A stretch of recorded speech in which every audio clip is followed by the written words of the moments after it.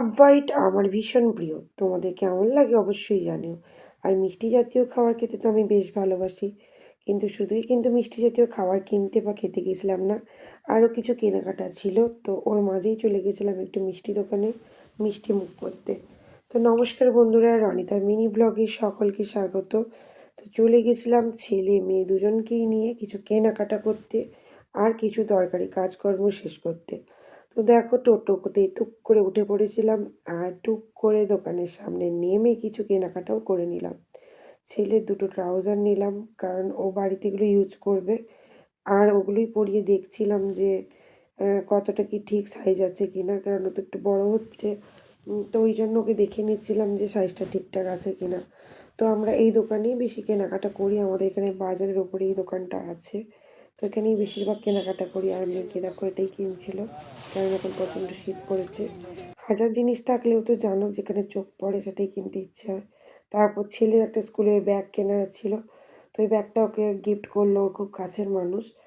এই যে দেখো, টোটোটাকে দাঁড় করিয়ে দিয়ে আমি কেনাকাটা করছিলাম।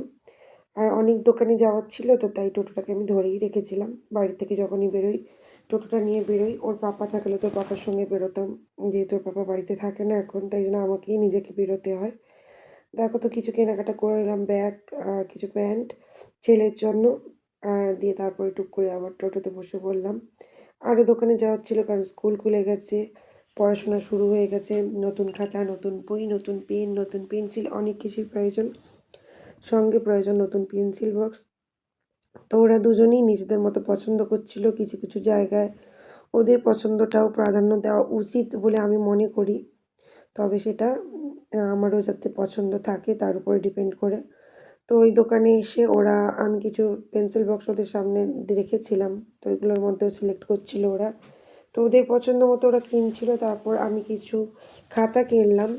লুজ খাতা তো কিছু কিনেইছি, এক রিম পুরো খাতা কিনে নিয়ে নিয়েছিলাম, কারণ দুজনেই পড়াশোনা করে আর দুজন তো লেখালেখি করবেই, তাই এক রিম নিয়ে নিয়েছিলাম। আর কিছু তো আলাদা নিতেই হয়েছিল, রুল টানা খাতাগুলো, ইংরেজি খাতা, এগুলো তো নিতেই হবে। কিছু প্রয়োজনীয় বইও কিনেছিলাম ওদের পড়াশোনার জন্য, যেগুলো কেনাটা আবশ্যিকই ছিল।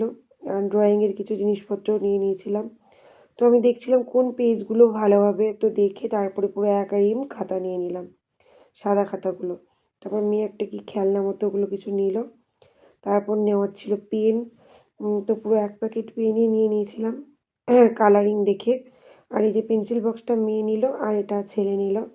তো কেনাকাটা করে আমরা আবার টোটোতে বসে পড়লাম, তারপর বাড়ির দিকে রওনা দিলাম। আর বাড়ির জন্য কিছু সিমেন্ট বস্তা কেনার ছিল, তো ওই সিমেন্ট বস্তাগুলো ওই টোটো পেছনে তুলছিল, মানে বাড়িতে কাজ হচ্ছিল। ওইটা সিমেন্ট বস্তাগুলো নিয়ে তারপর আমরা বাড়ির দিকে রওনা হলাম। আর এই যে দেখো, মেয়ের একটু ডাক্তার দেখানোর ছিল, ওকে ডাক্তারও দেখিয়ে নিয়েছিলাম মাঝখানে। তারপরে বাড়ির উদ্দেশ্যে রওনা দেওয়া। আর রাস্তাঘাট দেখতে তো আমার ভীষণ ভালো লাগে। এই সময়টা ধান কাটা হয়ে গেছে, দেখো মাঠটা কত সুন্দর লাগছে ধান কাটার পরে। আর ধান যখন হয়ে থাকে তো অপূর্ব সুন্দর লাগে। আর এদিকে দেখো, প্যান্ডেলের যে কাপড়গুলো রোদে দিয়েছিল, তো দারুণ লাগছিলো দেখতে। আর এদিকে দেখো ছেলেরা খেলা করছে।